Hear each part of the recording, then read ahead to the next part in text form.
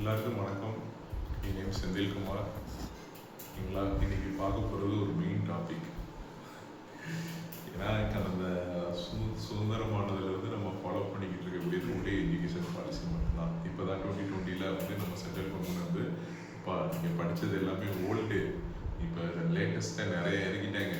அதுக்கு தகுந்த மாதிரி வந்து நான் வந்து புது பாலிசி கொடுக்குறேன், இதை வந்து நீங்கள் ஃபாலோ பண்ணுங்க அப்படின்னு சொல்லி நம்ம மோடிஜி வந்து சொல்லிட்டாரு. பட் தமிழ்நாட்டில் வந்து அதை அப்போஸ் பண்ணுறாங்க. ஓகேங்களா, ஸோ பொலிட்டிக்கல் ரீசன், இவங்க சொல்கிறது சம் வேலிட் பாயிண்ட் இருக்கு, அவங்க சொல்கிறது சம் வேலிட் பாயிண்ட் இருக்கு. பட் இங்கே பிரச்சனை வந்து என்னென்னா, யாருமே வந்து நியூ எஜுகேஷன் பாலிசியை பற்றி அந்த ஜீவோவில் என்ன இருக்குங்கிறதே படிக்காம ஒரு கோஷ்டி வந்துட்டு நியூ எஜுகேஷன் பாலிசி பெஸ்ட்டுங்கிறாங்க, ஒரு கோஷ்டி வந்துட்டு அது வந்து வேஸ்ட்டு, டோட்டலாகவே வேஸ்ட்டு அப்படிங்கிறாங்க. ஓகேங்களா, உண்மையிலேயே அது வேஸ்ட்டா, இல்லைன்னா உண்மையிலேயே அது பெஸ்ட்டா, இல்லைன்னா அது மாடரேட்டா, உண்மையிலேயே நமக்கு அது தேவையா அப்படிங்கிறத வீடியோ தான் இந்த இது. ஓகேங்களா, ஸோ நம்ம வீடியோக்குள்ளே போகலாம். New education policy 2020. ஓகேங்களா, எதுக்கு வந்து நியூ எஜுகேஷன் பாலிசிங்கிறத ஒன்று கொண்டு வந்தாங்க? ஸோ ஆல்ரெடி நான் சொன்னது தான். ஓகேங்களா, நான் படித்ததுன்னா பழைய சிலபஸ் தான். ஓகேங்களா, பட் நம்ம தமிழ்நாட்டில் இருந்ததுனால நான் படித்தது ரொம்ப வேக்காக இருக்கும். இவ்வளோ பெரிய புக்கு இருக்கும், அந்த புக்கு ஃபுல்லாகவே வந்து வெறும் லெட்டர்ஸ் மட்டும் தான் இருக்குது, எந்த விதமான இமேஜுமே இருக்குது. 2005 ஃபஸ்ட் அவுட்டு. அதுக்கப்புறம் நம்ம தமிழ்நாடு கவர்மெண்ட் வந்து என்ன பண்ணாங்கன்னா, இல்லைப்பா இந்த மாதிரி புக்ஸ்லாம் கொடுத்தீங்கன்னா வந்து ஸ்டூடெண்ட்ஸ் வந்து விரும்பி படிக்க மாட்டாங்க அப்படின்னு சொல்லி சமச்சீர் கல்வி கொண்டு வந்தாங்க. அதுவே நல்லா தான் இருக்குது என்னை பொறுத்தவரைக்கும். ஸோ சமச்சீர் கல்வி வந்து தமிழ்நாட்டில் போய்கிட்டு இருக்குது. So Tamil Nadu is one of the right city. ஓகேங்களா, எஜுகேஷன் வைஸ் வந்து பார்த்தீங்கன்னா இங்கே வந்து ரிவால்யூஷன்ஸ் வந்து நல்லாவே இருந்துக்கிட்டே தான் இருக்குது. ஓகேங்களா, பட் இந்தியா லெவலில் வந்து அவங்க இருக்கணும் அப்படிங்கிற விசிபிலிட்டி அவங்க செட் பண்ணி தான் நியூ எஜுகேஷன் பாலிசியை கொண்டு வந்திருக்காங்க. இதில் வந்து பார்த்தீங்கன்னா ஹையர் எஜுகேஷனை வந்து எப்படி வந்து ரீஃபார்ம் பண்ணுறது, அப்புறம் வந்து ஈக்குவாலிட்டி எப்படி கொடுக்கறது, அப்புறம் வந்து எலிவேட்டிங் தி டீச்சர் ப்ரொபோஷன், அவங்களுடைய டீச்சர்ஸ் வந்து எப்படி வந்து சொல்லி கொடுக்கணும், அப்புறம் வந்து பப்ளிக் இன்வெஸ்ட்மெண்ட் வந்து எப்படி பண்ணுறது, ஒவ்வொரு குழந்தைக்கும் அவங்களுடைய விஷன் என்னங்கிறத வந்து எப்படி செட் பண்ணுறது. ஸோ இந்த மாதிரி விஷயங்கள் எல்லாமே நியூ எஜுகேஷன் பாலிசி வந்து கவர் பண்ணியிருக்காங்க. ஓகேங்களா, ஸோ இந்த கோர் பிரின்சிபல்னு சொல்லி பார்த்தீங்கன்னா வந்துட்டு எப்படி ஹாலிஸ்டிக் டெவலப்மெண்ட், அப்புறம் foundational of literacy and numeracy, அப்புறம் ஃப்ளெக்சிபிலிட்டி, அப்புறம் மல்டிடிசிப்ளினரி. ஸோ இந்த மாதிரி ஐட்டங்கள் எல்லாத்தையுமே வந்து இவங்க வந்து மெயினாக ஃபோக்கஸ் பண்ணியிருக்காங்க. ஸோ நம்ம அதை பற்றி ஒவ்வொன்றா வந்து நம்ம வந்து பார்க்கலாம். ஓகேங்களா, ஸோ இப்போ வந்து ஸ்கூல் எஜுகேஷனை வந்து அவங்க வந்து எப்படி ரீஸ்ட்ரக்சர் பண்ணியிருக்காங்கன்னா 5+3+3+4 அப்படிங்கிற மாதிரி ரீஸ்ட்ரக்சர் பண்ணியிருக்காங்க. அது எப்படின்னா வந்து என்ன டிஃப்ரென்ஸ்னால் வந்து இதுக்கு முன்னாடி இருந்தது வந்து 10+2, 10th வரைக்கும் எஸ்எஸ்எல்சி 10+2.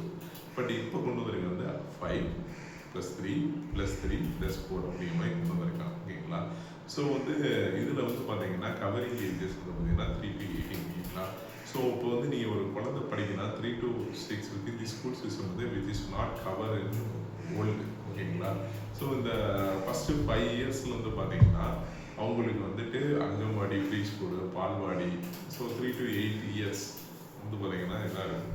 ஸோ இவங்களுக்கு வந்து எந்த விதமான எக்ஸாமுமே கிடையாது. ஓகேங்களா, ஸோ ஒன்லி போகணும், ஜாலியாக விளையாடணும். அவங்களுடைய ஃபோக்கஸ் வந்து சும்மா அல்பபெட் படி, லாங்குவேஜ் படி, நம்பர்ஸ் படி, கவுண்டிங் படி. நம்மளை வந்து நிறைய வீட்டு பண்ண பண்ணுவாங்க, அவங்கன்னா ஹோம் ஒர்க்கே கொடுக்கக்கூடாது. ஸோ இந்த மாதிரி வந்து மோர் ஆன் ஃபிசிக்கல் ரிலேட்டடான ஆக்டிவிட்டீஸ். ஸோ அவங்கள வந்து சிந்திக்க வைக்கிற மாதிரி வந்து ஆக்டிவிட்டிஸ் பேஸ்டு ஸ்டடீஸை தான் வந்து ஃபோக்கஸ் பண்ணியிருக்காங்க. அப்புறம் 3+3 வந்து பார்த்தீங்கன்னா வந்து 8 to 11, 11 to 14. ஓகேங்களா, இந்த 8 to 11 வந்து பார்த்தீங்கன்னா 3 to 5. இதுலேயுமே வந்து மேஜராக வந்து அவங்க எக்ஸாம் வந்து ஃபோக்கஸ் பண்ணல. அதில் வந்து ஆக்டிவிட்டினா இதில் வந்து play based learning, gradually in craft, light textbooks, more formal, கொஞ்சம் லைட்டாக வந்து அவங்கள வந்து படிக்கிறதுக்கு வந்து ட்ரெயின் பண்ண வைக்கிறாங்க. இந்த அப் டு 5th கிளாஸ் வரைக்கும்.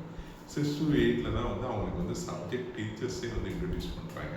ஸோ இந்த மாதிரி பண்ணும்போது என்ன ஆகும்னா, சடனாக இது ஆகும்போது நல்லா படிக்கிற ஸ்டூடெண்ட் படிச்சிருவான், பட் ஆவரேஜ் ஸ்டூடெண்ட்டாக எப்படி படிப்பாங்கிறது தெரியலை. அது ஒரு பிக்கஸ்ட் சேலஞ்ச். ஓகேங்களா, ஸோ இதுக்கப்புறம் வந்து பார்த்தீங்கன்னா செகண்டரி ஸ்டேஜ் 14 to 18, 9 to 12, இதை வந்து 4 இயர்ஸாக வச்சுருக்காங்க.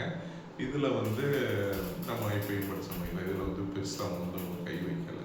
ஓகேங்களா, அப்புறம் வந்து 21st செஞ்சுரிக்கு தகுந்த மாதிரி வந்து கிளாஸ் ரூம் எல்லாமே மாற்றிருக்காங்க. நமக்கு தான் பிளாக் போர்டு இருக்கும், அந்த போர்டில் வந்து சாப்பீஸ் வச்சு எழுத நம்ம கருப்பு கலர் பெயிண்ட் அடிப்போம்.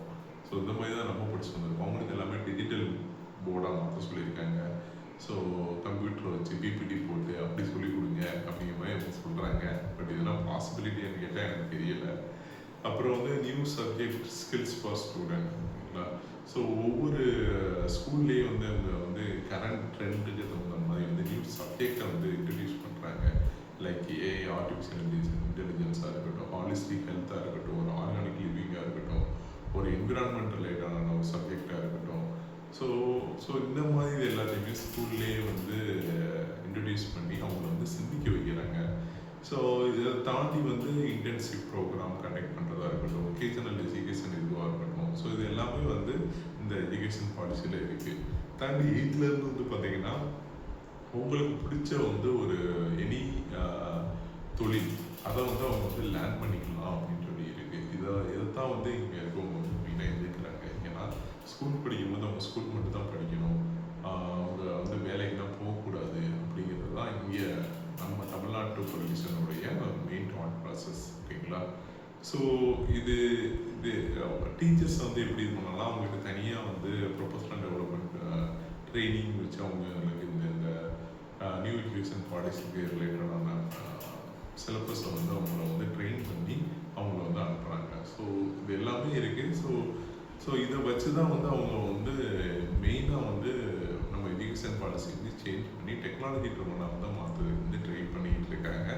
ஸோ இதை இப்படி மாற்றுறதுனால என்ன ஆகும்னா நம்மளுடைய ஜிடிபி வந்து இன்க்ரீஸ் ஆகும். நம்மளுடைய கண்ட்ரியில் இருக்கக்கூடிய எல்லா வருங்கால சந்ததிகளுமே வந்துட்டு எதிர்வரக்கூடிய தொழில்நுட்பங்களை வந்துட்டு ஈஸியாக அடாப்ட் பண்ணுற அளவுக்கு வந்து அவங்கள வந்து எஸ்டாப்ளிஷ் ஆகிருப்பாங்க அப்படிங்கிறத வந்து கவர்மெண்ட் வந்து ரொம்ப நம்புது.